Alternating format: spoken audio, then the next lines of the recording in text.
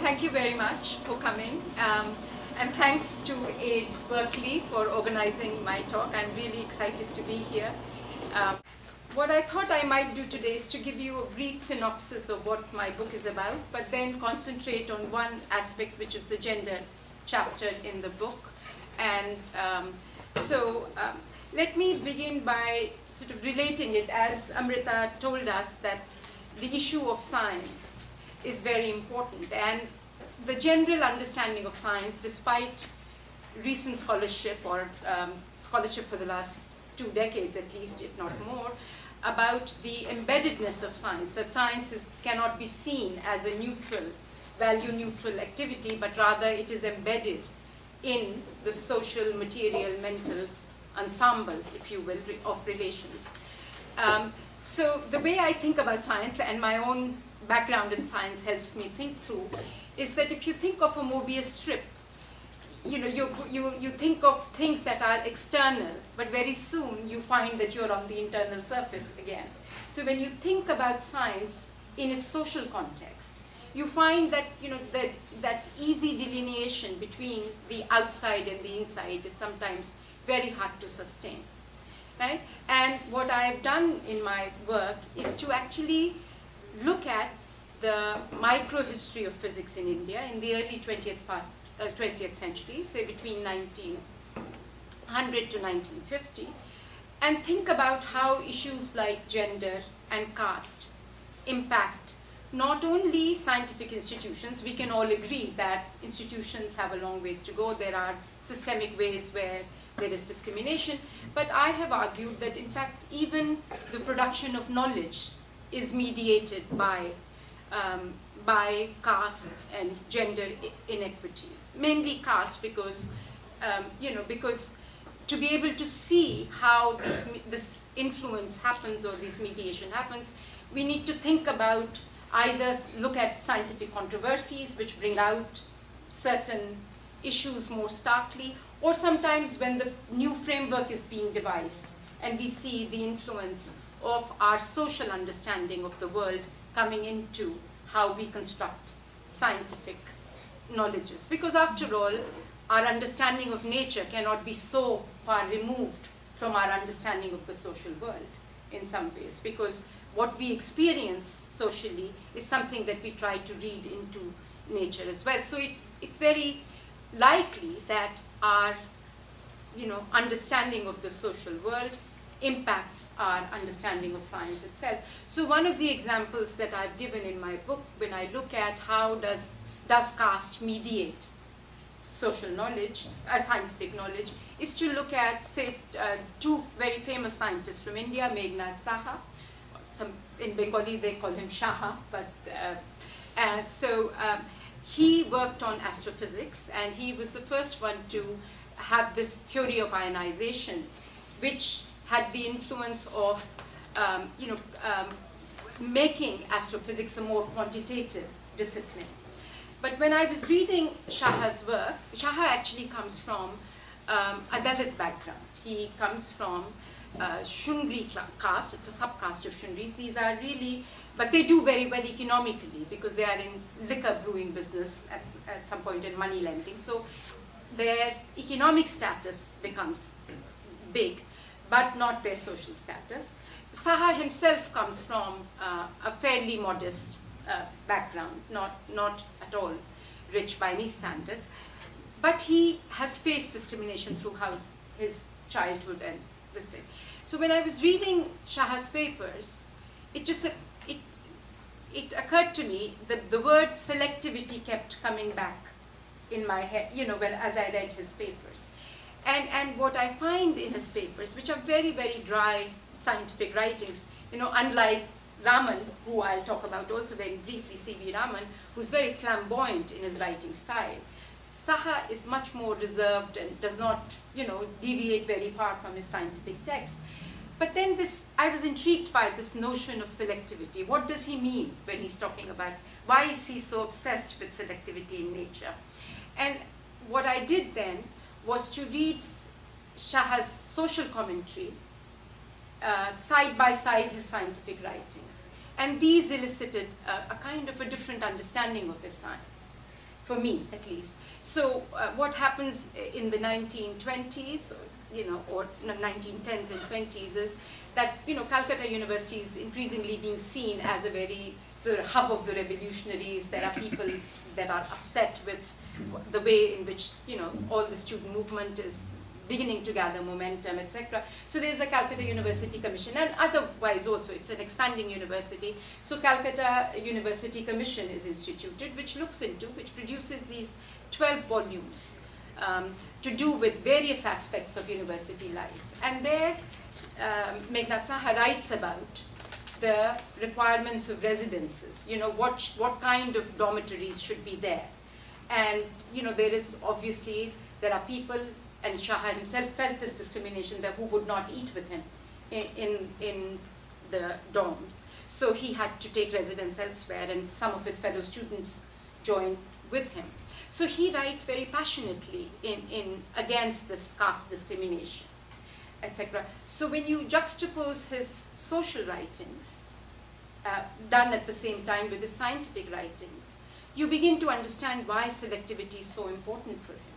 Because after all, the caste system, you don't need any justification for it, because it is willed by God himself, right? There is no, unlike in the Western societies where in the 19th century especially, or earlier even, you needed to, after proclaiming that all men, and it was men, are created equal, you had to justify why is it that women are not being given the rights? Why is it that blacks are not being given the right to vote?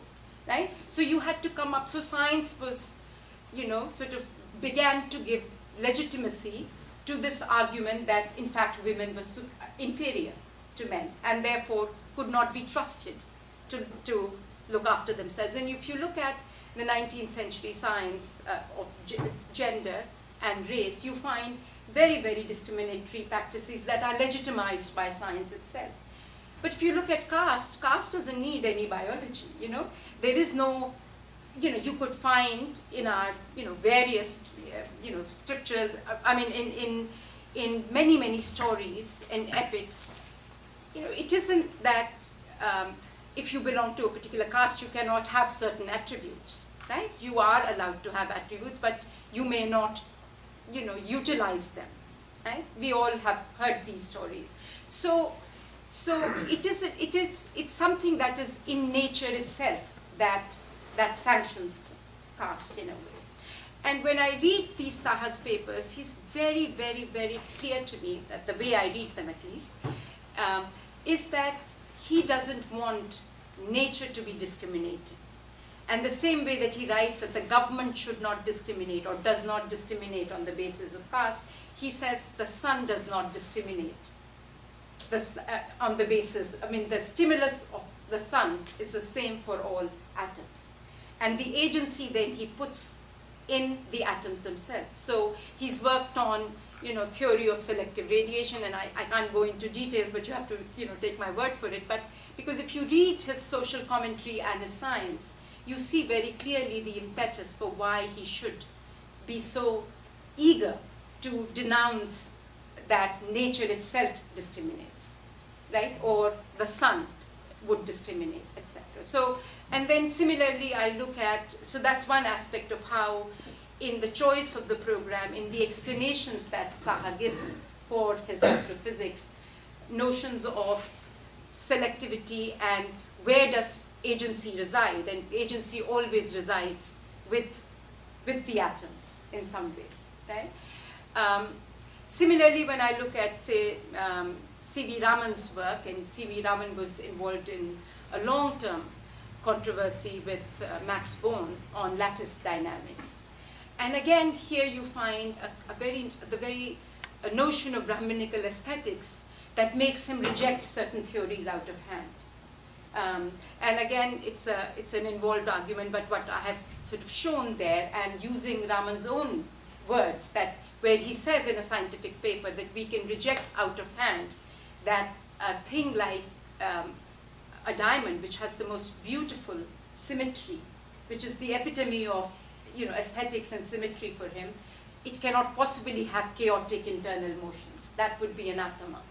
And I've argued in the ways in which that chaotic internal motion that he decries. And so instead of thinking, I don't know how many of you have science background, but there are these internal normal mode vibration frequencies. They are supposed to be 45, but he narrows them down to only 9. The vibrations that are either in phase or completely out of phase, but every other vibration he discounts. Anyway, so this controversy which went on for 30, 40 years, and Raman is so averse to, and remained so till the end of his life, opposed to that, because it went against his aesthetic of symmetry, and again, in caste systems, everybody should know their place, and you should not venture too far away from it. You must be in concert with those expectations. So those are the two examples that I have looked at in quite some detail to talk about how caste mediates scientific knowledge itself.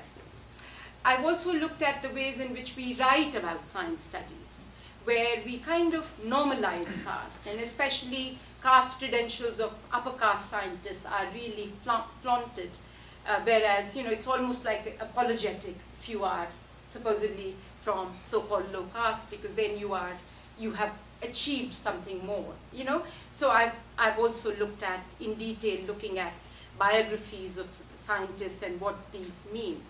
But what I thought I might do today, because there has been more of an interest in gender, at least in my conversations with Amrita and all, that to go back and discuss in some detail about these 3 women scientists in C.V. Raman's laboratory.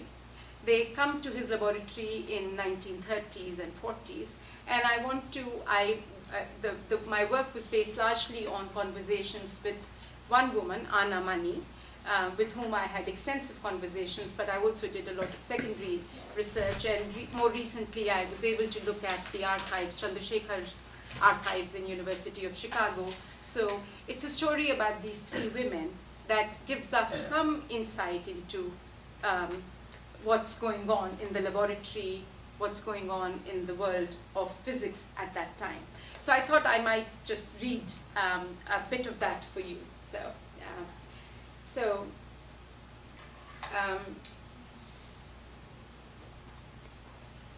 the participation of women in the sciences has risen dramatically in the past 3 decades. In Kerala, Punjab, and Tamil Nadu, women outnumber men in terms of their enrollment in the sciences.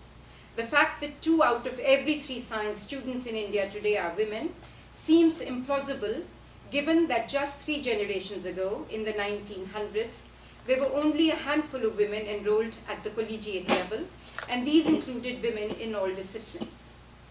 Yet women scientists appear neither in scholarship on women nor scholarship on science studies. Historians of science in India remain oblivious of or indifferent to women's presence in and their contributions to modern science. And I have to say that this has changed recently. Those of you who may know, there's a book that has just recently come out called Leelavati's Daughters, which actually gives biographical information of women, women working in sciences in India. But it's a very good, start, but we have a long ways to go.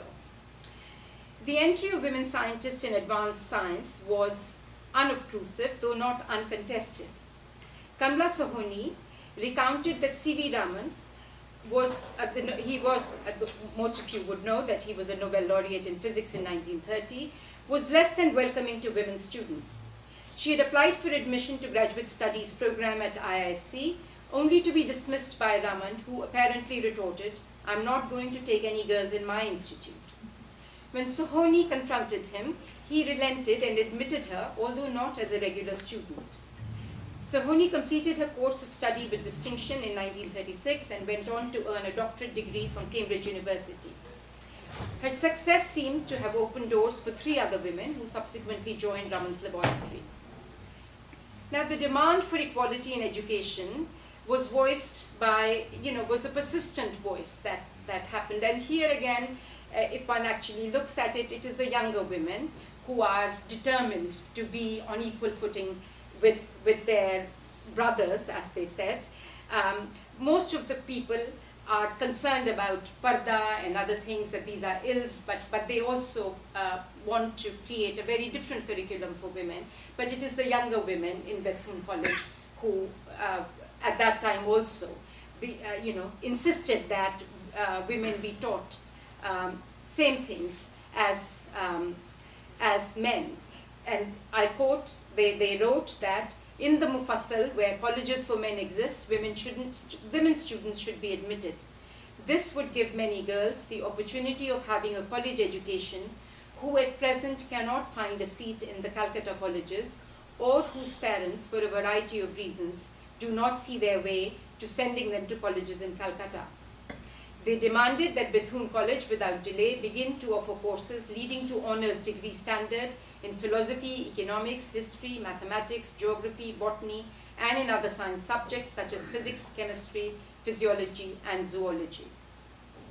So you find that even in the 1920s, the young women are, and these are as it should be, because it's also a time where women are involved in all kinds of nationalist struggles.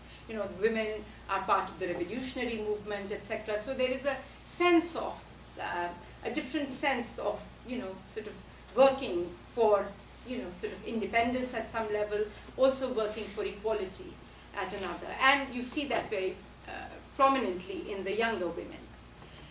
Now, Lalitha Chandrasekhar, Sunanda Bai, and Anna Mani had entered universities in the late 1920s and middle 1930s. The social and political milieu in this post-World War era was decidedly anti-imperialist. The fervor of the independence movement, the mobilization of large numbers of women in grassroots political opposition, and the rhetoric of women's emancipation in left politics permeated the consciousness of women students of Anna Mani's generation. Socialist politics had entered a variety of student, youth, and peasant organizations, which became increasingly aware of the need to integrate nationalism with social justice. Reminiscing about her university days, Anna Mani recalled, quote, "In those days we had respect only for the leftists. They associated with left-leaning people, read socialist literature, and considered themselves quite enlightened." Now, Anna Mani came from a large Syrian Christian family. She was 7th of 8 children, 3 girls and 5 boys, from South India. Her father was a prosperous civil engineer who owned cardamom estates.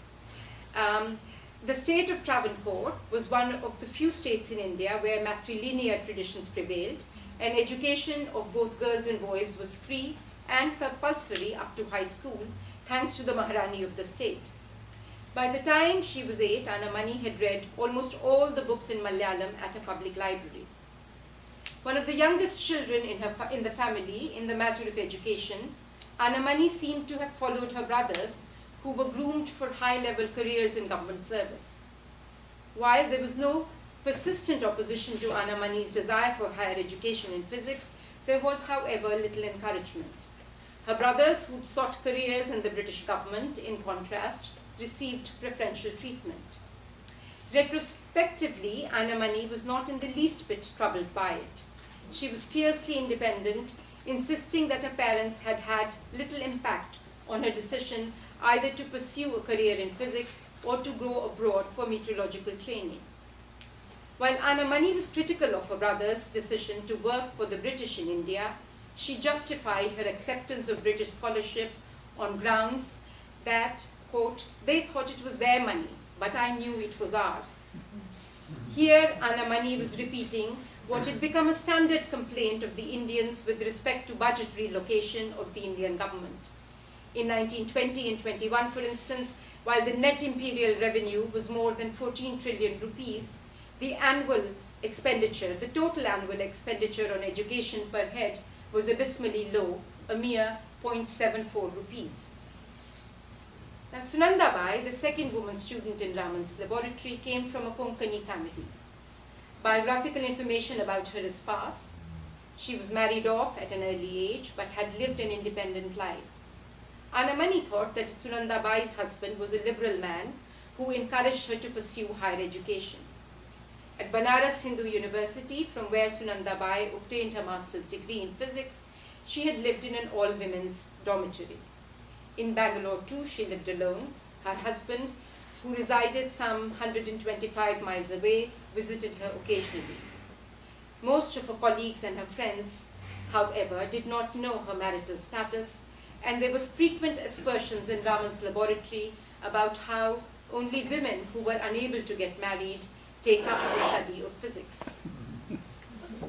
Lalitha Doraiswamy, later Chandrasekhar, grew up in her grandfather's house in Madras. Her father was a medical doctor and a captain in the Indian Army, and he had died when Lalitha was barely 10 years old. And so as a result, Lalitha's mother moved in with her father, where by this time education for women was taken for granted. And this had to do with Lalitha's aunt, who had been a child widow, and her grandfather insisted that he would educate her. Lalitha's two elder sisters went on to become medical doctors. Lalitha herself opted for an honors degree in physics at Presidency College in Madras, graduating in 1930. She had wanted to pursue graduate research in physics, but her family would not consider sending an unmarried girl to England for further studies. She therefore entered Lady Willington Training College in Madras, where she got teachers training. Subsequently, she took up teaching positions, first at National High School in Madras, where she taught physics and science, and then at Lady Hardinge Medical College in New Delhi. In 1933, she accepted the position of headmistress in a school near Madras. Lalitha's heart, however, was not in teaching, and in due course, she joined Raman's laboratory at IISc, that's Indian Institute of Science, in 1936. In Bangalore, too, Lalitha felt unsettled as Raman did not help, and I'm quoting her, find a meaningful research problem. Now, Lalitha had become close to Chandrasekhar, her classmate during her days at Presidency College.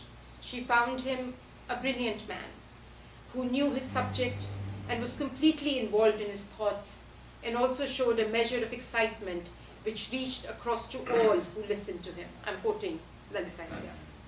After graduation, Chandrasekhar left for Cambridge on a scholarship to pursue postgraduate research in physics. For almost 6 years, Lalitha and Chandrasekhar kept up their college romance through frequent correspondence, but years of separation had introduced doubt and uncertainty in their relationship. In October 1934, Chandrasekhar wrote to his father about his intention of marrying Lalitha, but changed his mind a few months later, writing to his father in March of 1935.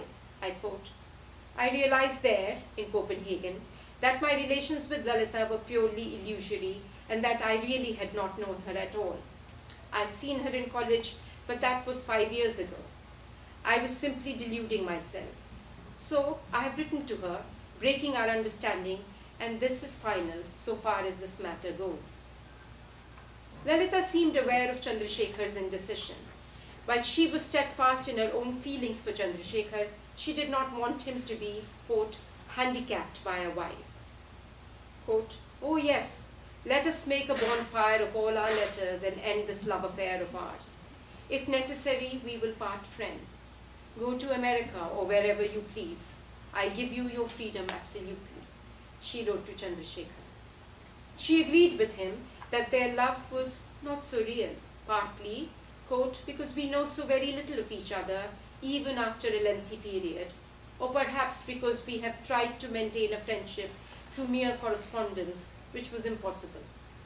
But Lalitha also made it known to Chandrasekhar that she was prepared to risk a marriage with him. I quote, "If joy comes out of it, well and good. If not, I'm prepared to shoulder disappointment.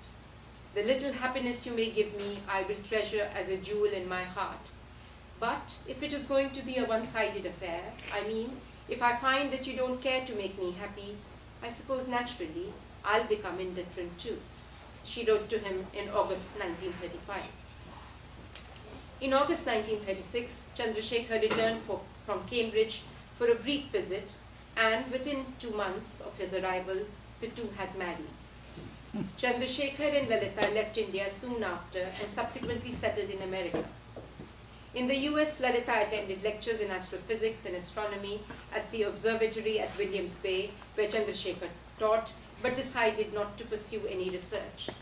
Instead, she joined various university groups such as the American Association of University Women, a Tuesday evening study club, where she enjoyed interactions with women from diverse backgrounds, some high school teachers, some farmers' wives, some grocers' wives, etc. It's clear from accounts of Chandrasekhar's life that Lalitha gave up her aspirations of a career in science to provide support for Chandrasekhar. Chandrasekhar, of course, went on to become a renowned astrophysicist at the University of Chicago, winning the Nobel Prize in 1983. Unlike Anna Mani, who was the only one of three sisters to have pursued higher education, Lalitha came from a family of highly educated women. 3 of her aunts were teachers, and her 2 older sisters were medical doctors. Yet, Lalitha gave up her aspirations for a research career to devote herself to Chandrasekhar, her husband. Quote, "I had to give up the idea of further studies," Lalitha tells Wally, Chandrasekhar's biographer. Chandra was not too happy about it. He felt that I was ready to undertake a research problem, but I made the decision not to continue, since I felt that I would not be able to devote my full time. I understood that Chandra had to give most of his time to his science. This is a way a scientist is made. Indeed, Chandrasekhar's need to give most of his time in science must have been made amply clear to Lalitha early on. Wally informs us that on seeing Lalitha again in the summer of 1936, Chandrasekhar, quote, became convinced that she would be a help rather than a hindrance to his single-minded pursuit. His main concern thus quickly laid to rest by their discussions, Chandra sent a telegram to his father in Bombay announcing their decision to marry.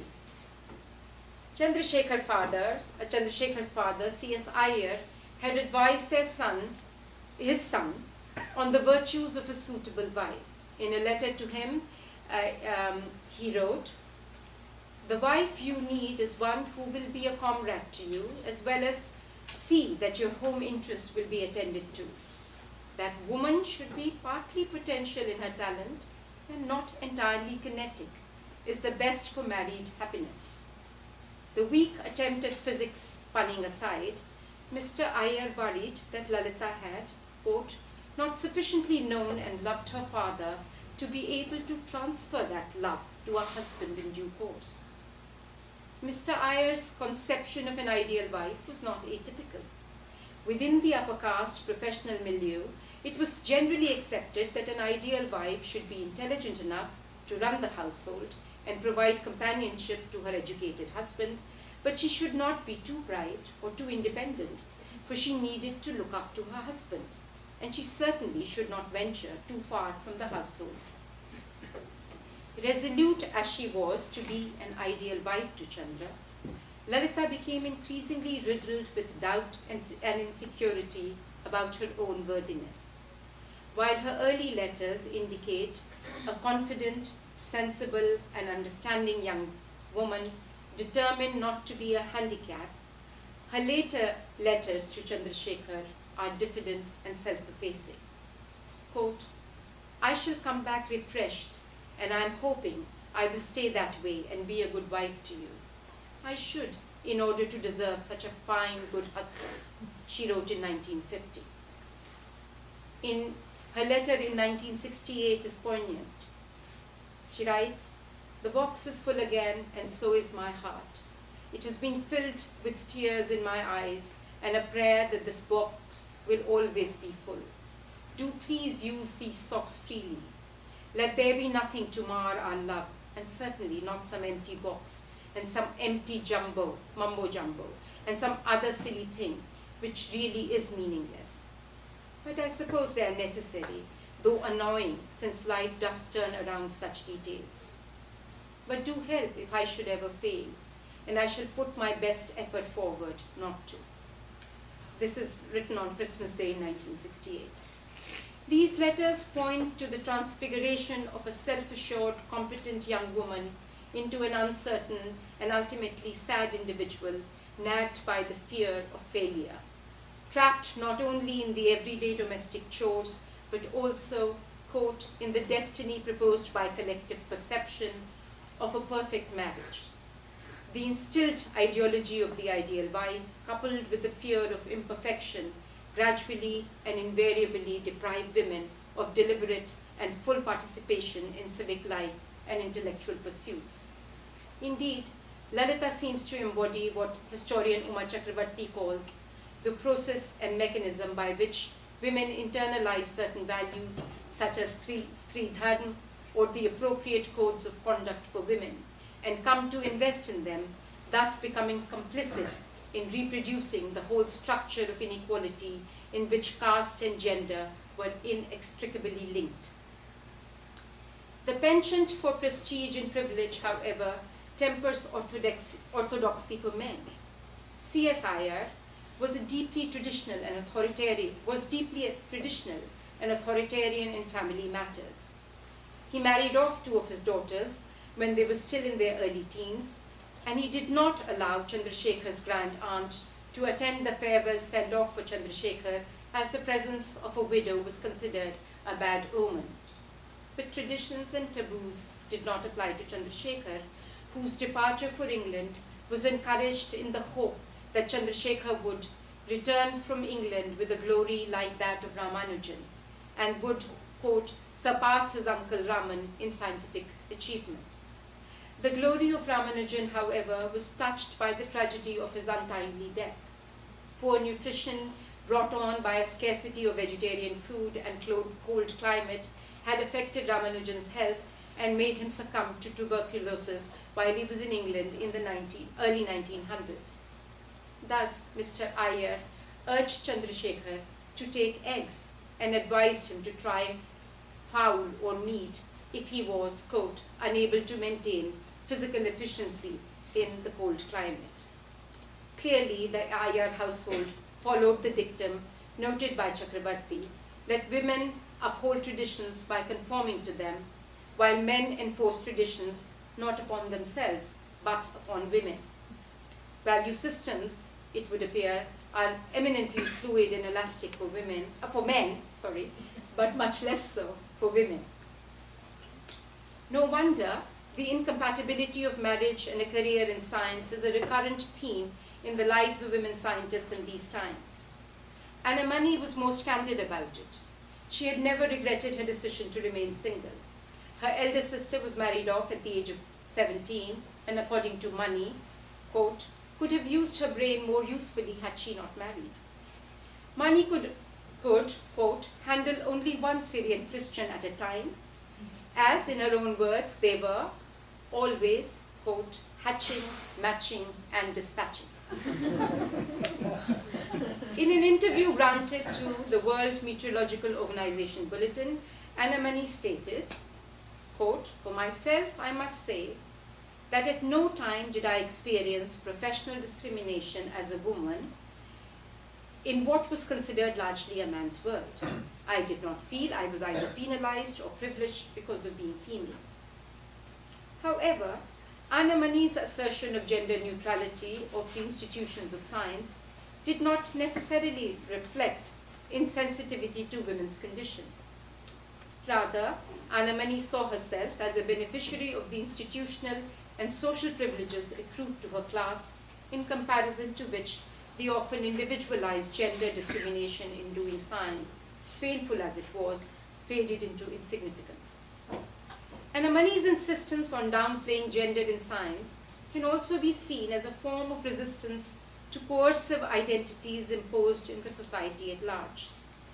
Anna Money displayed a healthy disdain for victim politics, to the extent that the discourse of discrimination carries with it aspersions of less than equal, where personal achievements and success become contaminated with special consideration and patronage.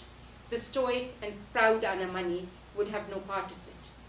Quote, I had worked hard to gain my academic qualifications and was judged fit to carry out the work that was needed, she would insist when asked whether her being a woman had any impact on her work. Selection for scholarships at Bangalore and in the United Kingdom had nothing to do with one's sex, she insisted.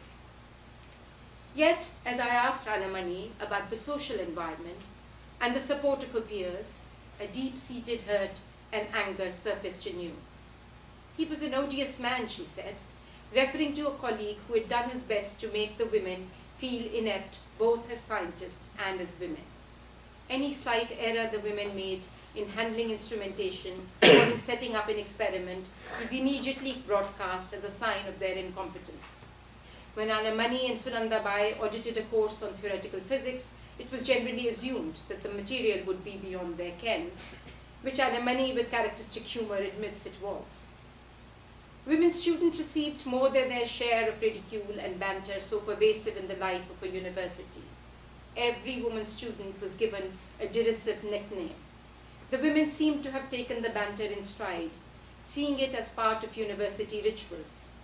But whereas Anamani related to me the names given to some of her colleagues in the chemistry department, she steadfastly refused to reveal the name given to her or to Sunanda Bai. The nicknames were well thought out. They struck at the core of the woman's personality, setting her apart from the other women students. The cultural images embodied in the process decenter the focus from the collective treatment of a social group to an individual peculiarity. The women, even as they were targets of this insidious practice, participated in the game, masking their individual embarrassment in the jovial mockery of their friends. The implicit separation of institutions as gender-blind admission-granting bodies, supposedly concerned only with merit and excellence, from institutions as cultural and social sites for the production of scientific knowledge, helps perpetuate the myth of gender neutrality in science. The gender and caste prejudices embedded in the interactions of the laboratory are not seen as reproductions of social relations of the society in general, but as individual actions. The merit-based admission process helped establish the general neutral credentials of the institutions. However, the academic credentials of the women students were brought into question again and again by some of their male colleagues, as every action of theirs was minutely scrutinized with suspicion and doubt, undermining their position and slowly eroding their sense of belonging to the laboratory. Moreover, Raman maintained a strict separation of sexes in the laboratory. Anamani and Sunanda Bai, for most part, worked alone, isolated from their peers. The crucial practice of discussion and debate about scientific ideas among peers was denied to them by imposing the sexual segregation of the Indian society onto the laboratory, thus making the women peripheral to scientific enterprise. Casual, informal association with male colleagues was strictly out of bounds. Raman would frown upon any interaction between men and women. Anamani recalled how he would mutter, "Scandalous," every time a male and a female student walked together by his window. With a touch of amusement, Anamani remarked that Raman must have had an uncanny sense, for he would be bending over a microscope but would still be able to catch a glimpse of the offending couple. She remembered one incident vividly when she was talking to one of her colleagues in the laboratory. In the middle of a sentence, the colleague looked up to find Raman at a distance, cycling slowly like a big bear towards them. He turned pale and fled the scene as fast as he could, leaving her to face the music alone. Anamani laughed at the recollection, but communicated nonetheless the loneliness and seclusion forced upon the women. Anamani and Sunanda Bai spent several long hours in the laboratory. To record weak spectra, the plates had to be exposed for 12 to 15 hours, which meant that the women often spent the night in the laboratory. They would crawl under the table on which they had set up their experiments to snatch a few hours of sleep. But even after all this hard work, and they both have, many single-authored papers. Anamani has 5 single-authored papers, Sunanda Bai 10 single-authored papers. But even after all this hard work, neither Anamani nor Sunanda Bai was finally granted doctoral degrees. Their completed PhD dissertations remain in the library of the Raman Research Institute, indistinguishable from other bound dissertations, with no hint of denied degrees. Madras University, which at that time formally granted degrees for work done at the Indian Institute of Science, claimed that Anna Mani did not have an MSc degree, and therefore they could not possibly grant her a PhD. They chose to overlook all her graduate work and her scholarship that she had won. However, Anna Mani insisted that lack of a PhD degree made little difference in her life, as she left for England on a government scholarship to train as a meteorological instrumentation specialist soon after finishing her research in Raman's laboratory. Sunanda Bai, in contrast, appeared to be deeply troubled around the time of her departure from Raman's laboratory. In August 1944, Sunanda Bai submitted her PhD dissertation and was getting ready to leave for Sweden for postdoctoral work in experimental physics. However, just before her departure, Sunanda Bai and her friend Sharada together attempted suicide in Sharada's apartment. Sharada's brother, who rushed to the scene upon hearing of the attempt, was able to save his sister, but evidently could do nothing to save Sunanda Bai. Sunanda's death is shrouded in mystery even today.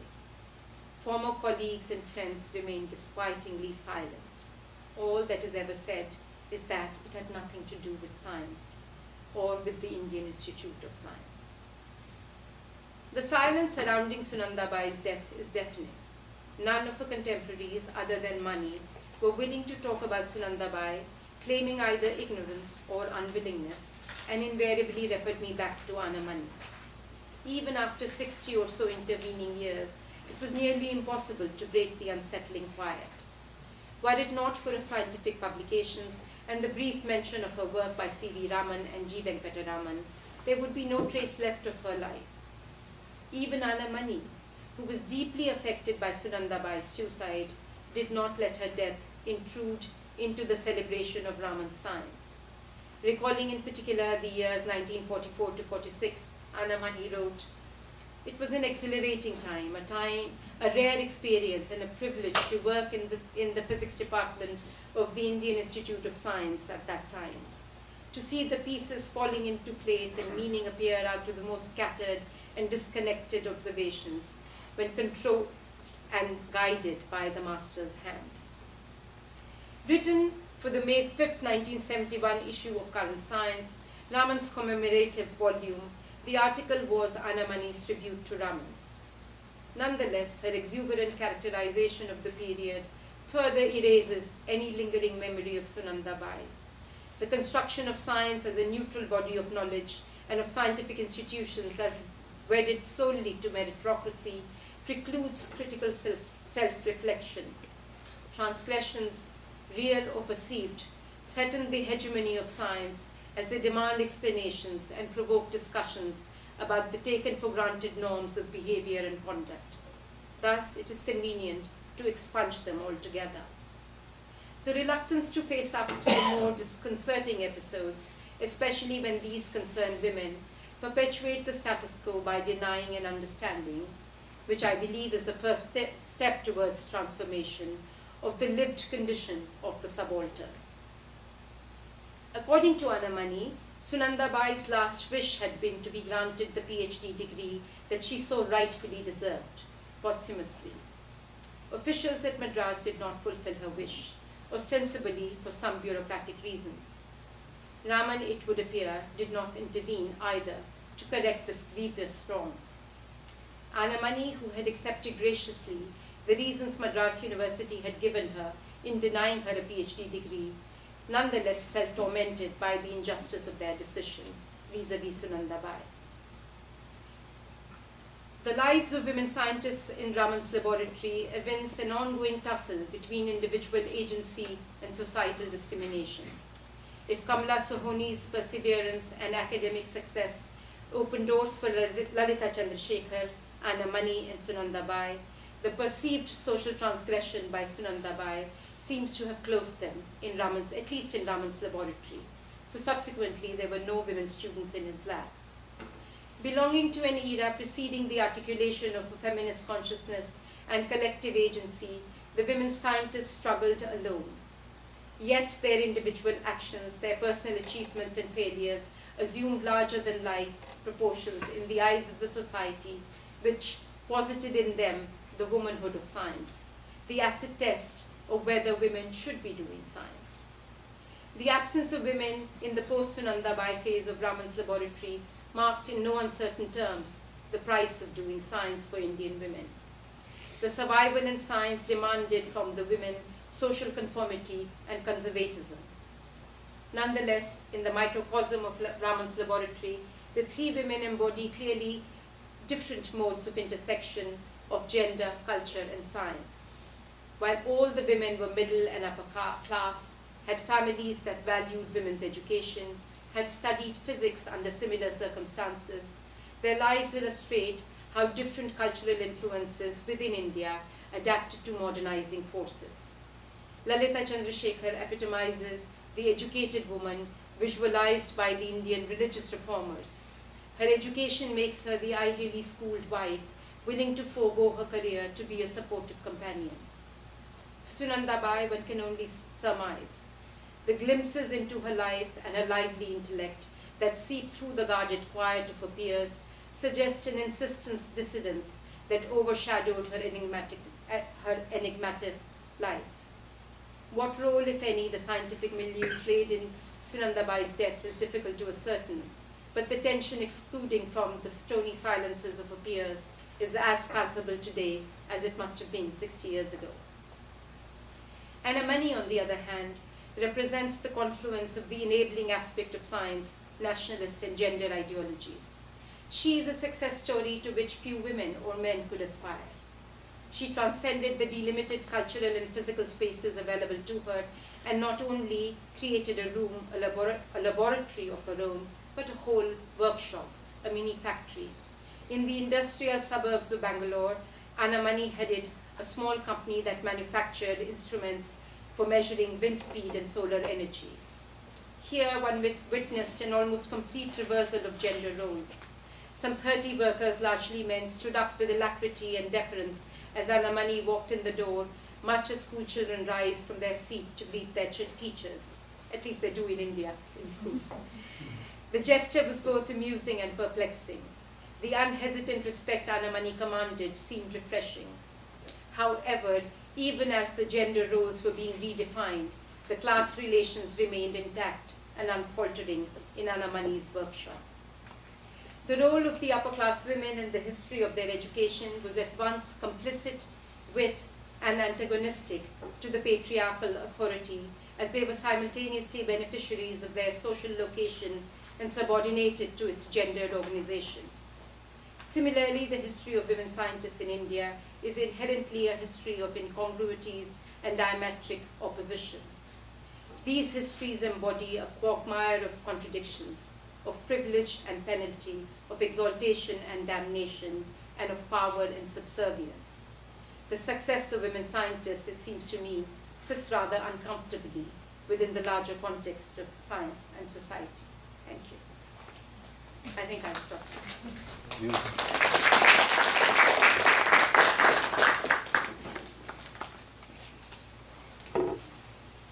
I guess there's enough time for discussion, so.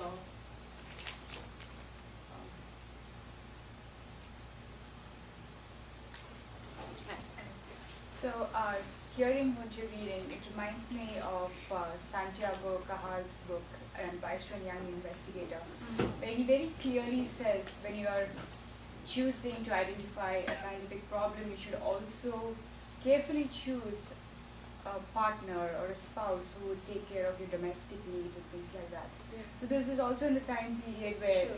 yeah. So I'm wondering, in your research for this book, do you notice such things all across the world, or are there any absolutely. progressive societies which didn't really care about these gender norms at all? Well, no, it's largely true. I mean, the earlier decades of, say, Soviet Union, of course, had a very different notion where they wanted to have, sort of state-owned or state-developed childcare, and did not sort of believe in, in the restrictions that family imposed on women. But that changed very quickly, especially after Stalin takes over. So there are pockets where you could find alternatives that are presented, but by and large it's true that it's the same story the world over. I mean, it's only with the second wave feminism that we begin to really question this notion and much later begin to understand the role of women's work in the so-called productive economies, because without the work that women do in the so-called reproductive sphere, which is the sphere of caring, etc., it would not be possible to have the society that we have today. So all of that understanding with feminist scholarship has come, so in the wake of the second wave feminism. So, yes. I suppose there's a similar story in medicine as well. You covered mostly physics of Raman and Bai and the struggle she had, and sort of various down the line too. But I was going to ask, even with Gandhiji's attempt to empower women in various other areas, I guess, also in Naitalim, but it was much more humanities based than I think sciences focused. But Ambedkar's sort of great move to open up the whole caste to. I haven't read enough of Ambedkar to see what his views on gender were, but I would imagine that he wouldn't be exclusionary in any way. No, not really. I mean, and I can't say that I have read a whole lot on gender issue by Ambedkar, but certainly there was much greater, even if you look at the resistances offered by the subalterns, gender, they would let women be gurus, and there was not that kind of restriction. I think that the higher you go in caste hierarchy, the more restrictions there seem to be.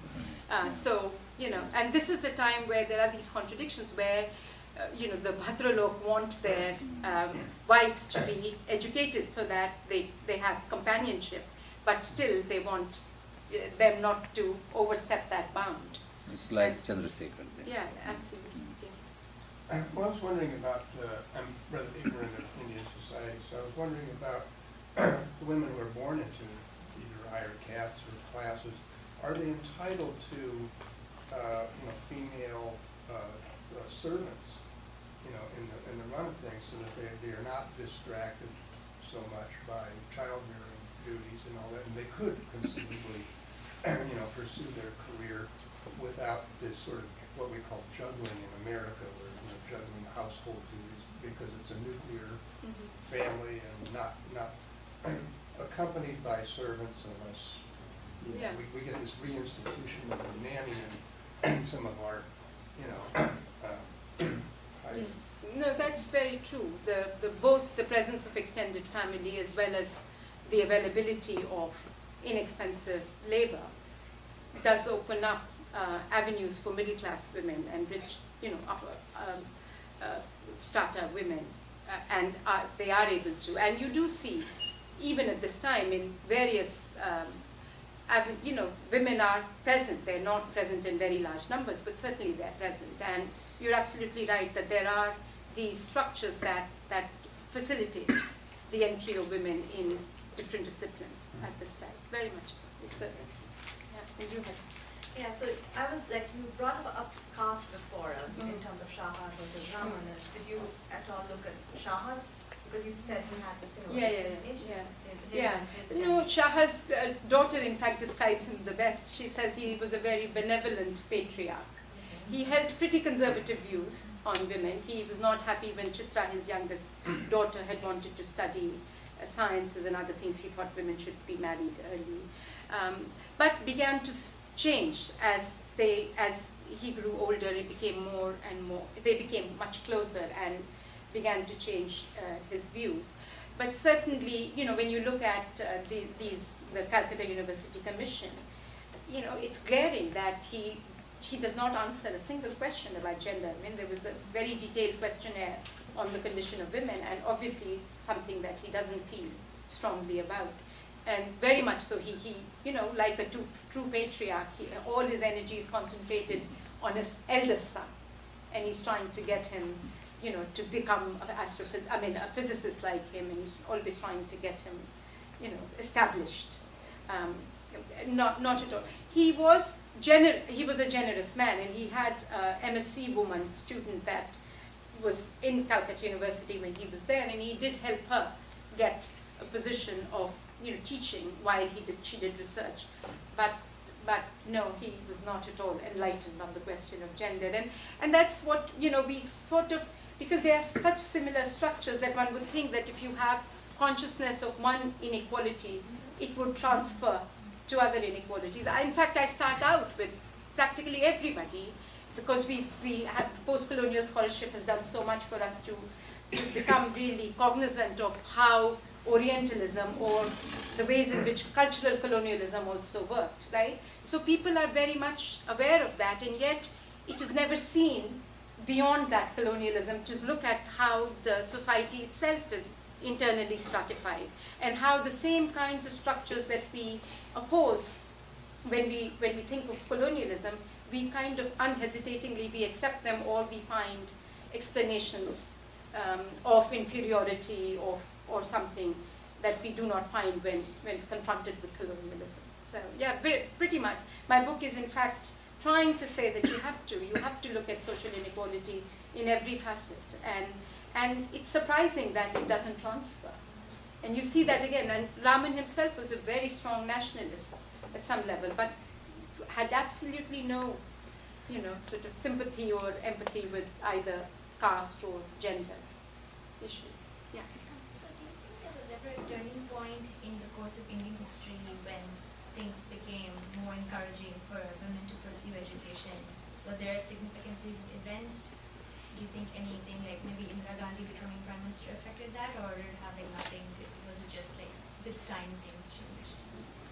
Well, it's a very uneven story, I would say. I mean, as we discussed earlier, for certain urban middle-class women, there were opportunities available if your parents were supportive. I mean, here also I tried to show you how either it's the benign neglect of parents or sometimes active encouragement that sets the stage, though not in predictable fashion.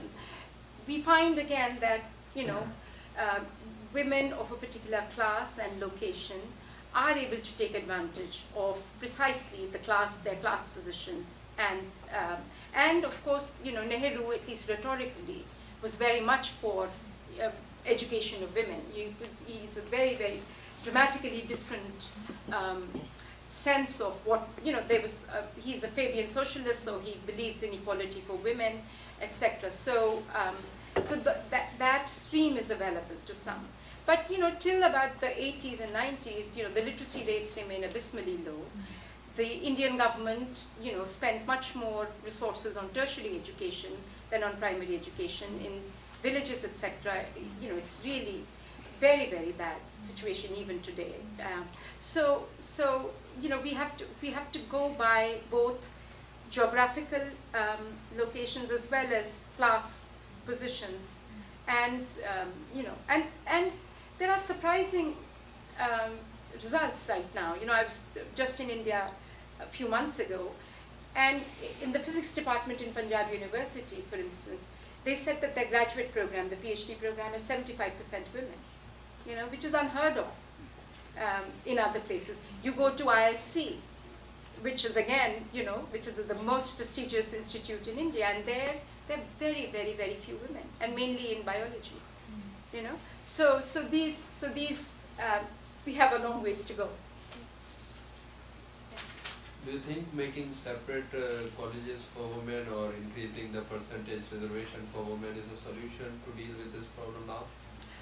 Well, in the universities right now, I don't know that there is, that much difference. I think that the gender situation is quite different from caste situation. The caste, there are these YouTube videos that are quite moving to watch. It's called Death of Merit, where these young men, and they're largely men, who are the first of their families to ever get a college education, come to do a PhD in these institutions, and there is, significant suicide rates in these, because they're not really, there's a kind of social isolation that they feel in these universities. So it's not just enough to have numbers, it's also you have to institute ways where you can be mentored, you're not made to feel so isolated, in some ways. So a whole lot of programs have to come together, not just the question of numbers for that to make a difference. I think the numbers of Dalits in sciences remains pretty low. So for Saha and Raman, you give examples of how their social experience sort of also molded the scientific questions that they're asking, the scientific outlook, the notion of selectivity and the aestheticism.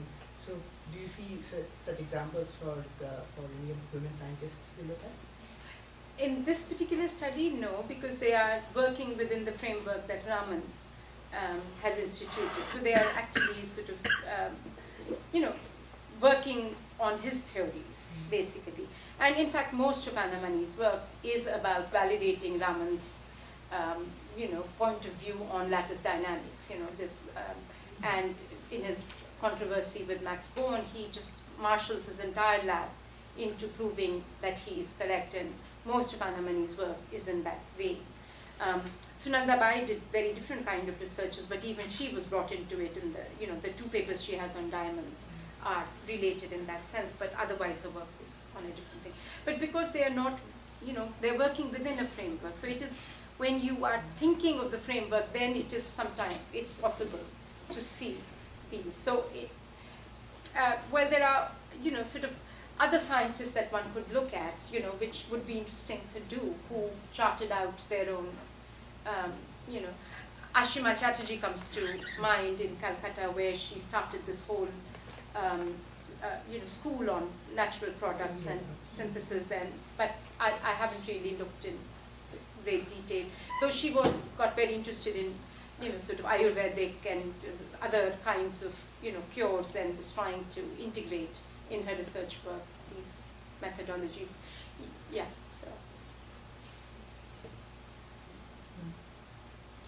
If no one has, can I ask another question? Sure. I don't suppose you intend to do that, but caste and religion have perhaps been conflated here a little bit. I mean, your reference to the Brahminical, it's as much religious as it is caste.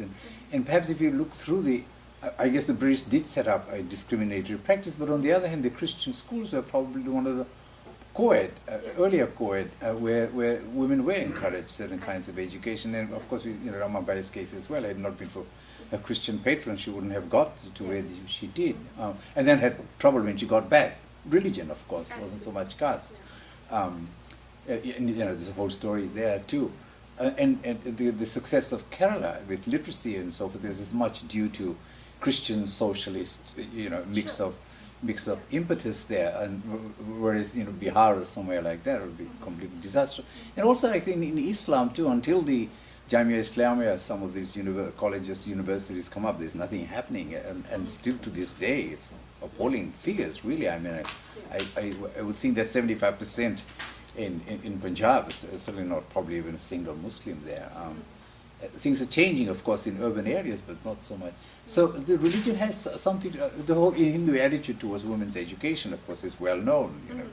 Whether you cite Manu or whether you actually look at the actual practices around, too. And so religion and the diversity of religions too would possibly have something to do as well. I would think. I think I would agree with you. I mean, it's because it's a caste is no longer practiced only by the Hindus. It's practiced by all religion in South Asia. Yes. For some, you find similar ways of thinking. If you meet somebody, they'd say, "I'm, Siddiqui, we are the priestly caste or something."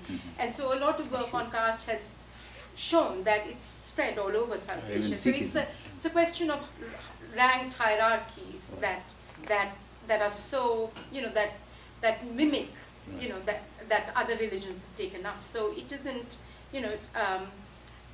and Syrian Christians, of course, consider themselves to be above everybody else in any case in terms of caste hierarchy. So in this particular instance that I've looked at, it just so happens that we have these 3 upper caste women, even though I'm sort of calling Anna Mani, because in their own conception of themselves, that's how they see themselves. So, yeah, but certainly, I agree completely.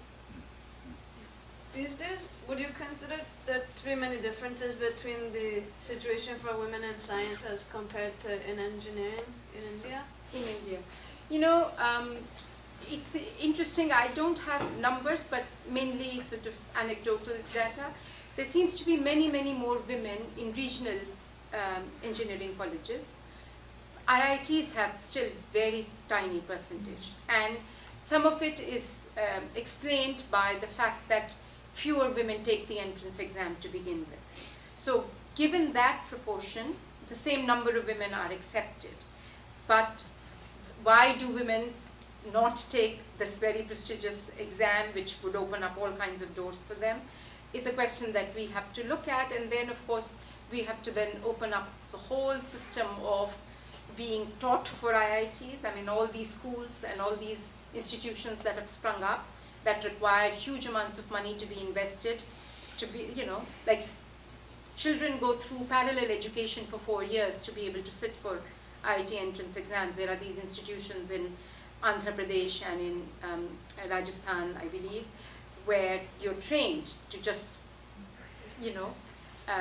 get through IIT entrance exam. And whether the parents are, equally willing to spend that kind of money on their women's children is something that we need to look at. It just requires tremendous sacrifice on the part of the family to go through these, programs where they have to sometimes relocate entirely. So I think that to get into IIT has become such a convoluted and difficult and tedious thing that it is not surprising that fewer women are applying for it. But in regional universities, where it's much easier, less stringent, you see many, many more women.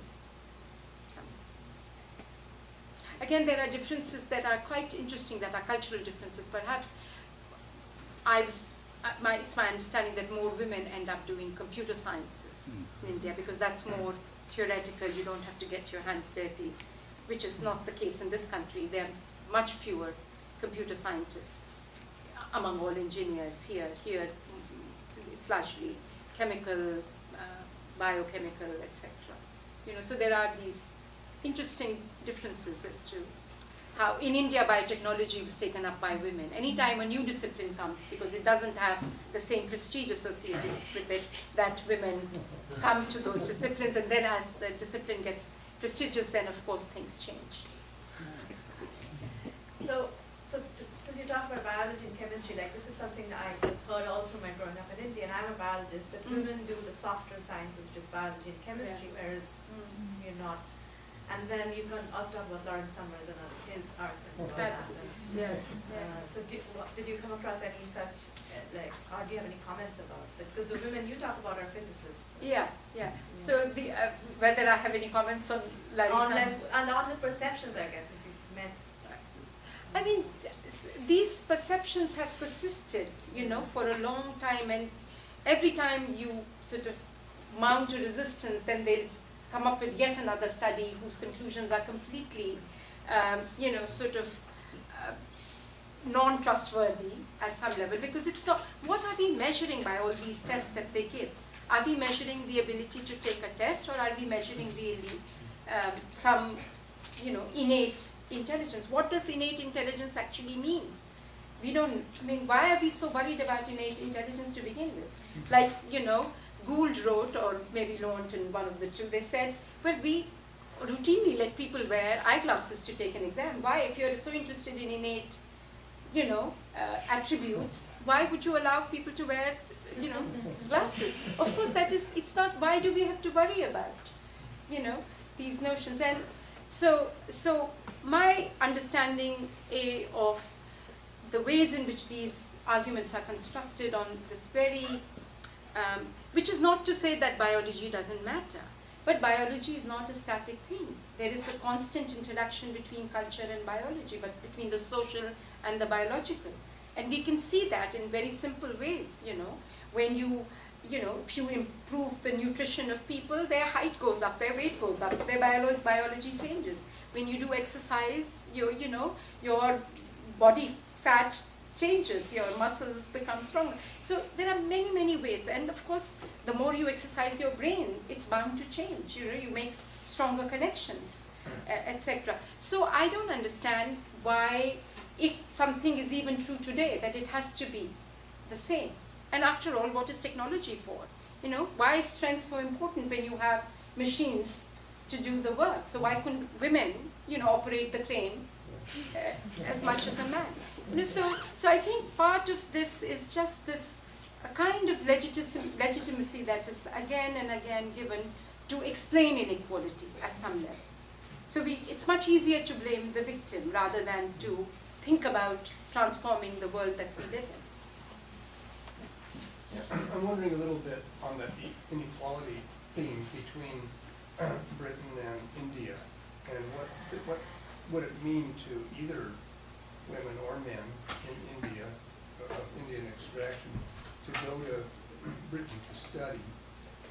What sort of extra prestige or extra sense of liberation that would give them, and then upon returning to India, what sort of complex would they just snap back into the Indian scene, or would they start to break? No, not that Britain is a great, Yes. relatively speaking, Yeah. and I'm talking about perception again, not about reality. Was that a prospect of self-liberation or something? I don't know how to frame it. So. Yeah, no, I understand your point. And I just want to say here is that this notion that we have of a society being developed and some being not so developed culturally or civilizationally is a very difficult thing to get a handle on. Because if you looked at what is happening, the national liberation struggle opened on all kinds of avenues for women in India. Some could even argue that they were far ahead. There were women in the so-called revolutionary movements. There were women, of course, Gandhi mobilized huge numbers of women that came out in the public. They were, well-versed in modes of, being in the public in some ways. So we have to always talk about different cultures that exist within society. Of course, going to England exposes them to a different things. Have it's quite conservative also. You know, a lot of men that go to abroad, for instance, even though they have lived a caste privileged life and have not paid attention to caste discrimination, feel racial discrimination when they go to the West. And then it opens up other avenues for them. So it works in different ways. So it's true that, you know, there are certain positive things that women take. We all take positives from every culture when we see them. But it would be unfair to think that India itself did not provide, because it was these are very exciting times in India, I would think. And they were for a tiny minority, I must say. But they were still, and that would be tiny minority in Britain too at that time. It wouldn't be open. And of course, we are talking only of middle-class women here. If we looked at working-class women, of course, they are out in the field. They are working continuously, right? So that their lives are very, very different, and their the contingencies under which they live, the kinds of constraints they live or not live, are very different. So we have to think of women not as a homogeneous category, but rather a very differentiated category, and different things impact differently on. Yeah. I was wondering if there were any other women researchers around the same period in the Indian Institute of Science, if you had a chance to study their lives, because most of these all these spirited women that you mentioned have been associated with very driven men. So I was wondering if you had a chance to study the life of women who were in lesser known labs or associated with lesser known people. You know, no, I did meet a lot of women when I was doing this research, and it isn't a coherent picture that I can give you. But they are very remarkable women. Like Anna Mani herself talked about these other women, chemists and other. There were a few women with her. When I was doing this research, there was this very interesting, she was a professor in electrical engineering, Rajeshwari Chatterjee, at Indian Institute of Science, which was quite remarkable in its own right. She had come and studied in this country and had gone back. And you know, there is so little work done, because they are right there, but you know, I mean, it was just almost an accident that I stumbled upon Anna Mani because of my own particular background in physical chemistry, etc., that I stumbled upon it. It wasn't something that I did consciously at that time, but as I talked to her more, things crystallized in my own head. But, you know, but certainly a lot more work needs to be done to recover this history of women, not only at IIC, like you said, in different colleges, because I'm sure there were women in different universities. That I can even remember my own Delhi University days when there were these 3 women chemists, physical chemists that taught me. And at that time it didn't, you know, we were kind of gender blind in our own heads, so it didn't, you know, we didn't think much of that. But certainly that's a project waiting to be done. And of course different regions would have very interesting stories to tell. It's interesting that the topic, if I may take the second question or a comment, it's interesting that the topic came up about women and softer sciences, or quote unquote softer sciences, because I was a student in the Indian Institute of Science, and at the student level, on an average, we pretty much had an equal number of men and women in the physics, chemistry and biology disciplines. Really? I think in the batch before me, we had a lot more women than men. In physics? In chemistry. Okay. And in physics, there were some women too. But in terms of the faculties, there were no women, or there still are no women in the physics or the chemistry. But you have a lot in the biology. So Yeah. I was just wondering if it is where they just disappear. I was in IIC very recently, and I'm told that the numbers are abysmally low in terms of proportions of women. Is very, very small. If you take the total numbers, the then total numbers, yeah. So, and that's surprising because, you know, I mean, if you take the total numbers, Yeah. then they're quite okay. I mean, if you just no, say that. the total numbers is what I was told. But if you look department by department, you'll be very surprised. You see very few in. How would that work? If the total numbers are little, then how can departments have equity? You'll have a lot of concentration in the biology discipline, yeah. and you'll have like zero And in other ones. Absolutely. So there are few disciplines where there are many, many more. Right.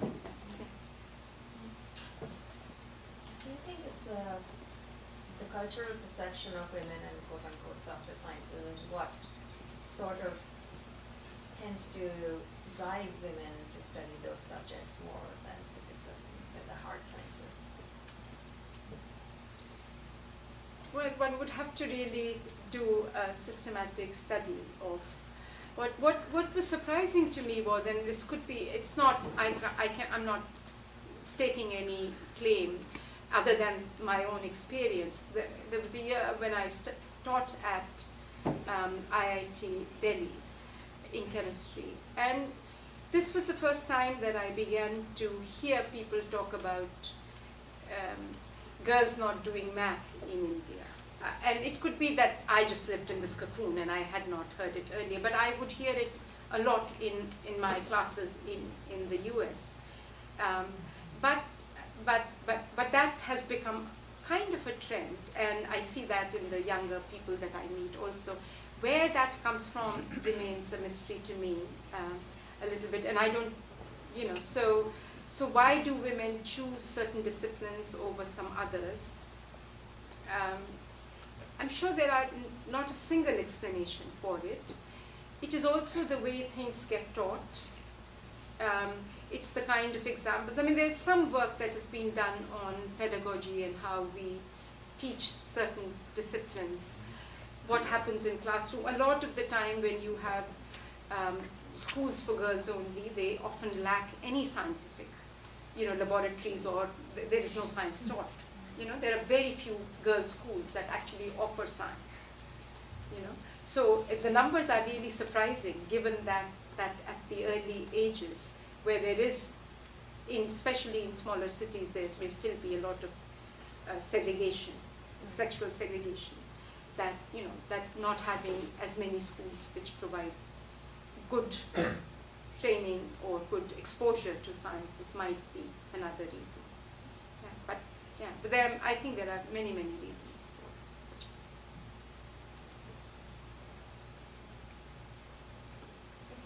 guess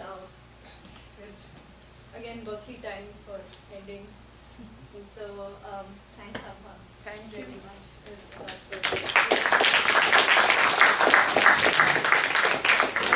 Thank Chetan Chaudhary from the Blum Center for Developing Economies for co-sponsoring with us and providing the food. That's here. Punita Kala from the Center for South Asian Studies. I don't think she's here, but she's really helped getting the word across and things. And of course, like Aid Berkeley would like to thank Abha very much for making it.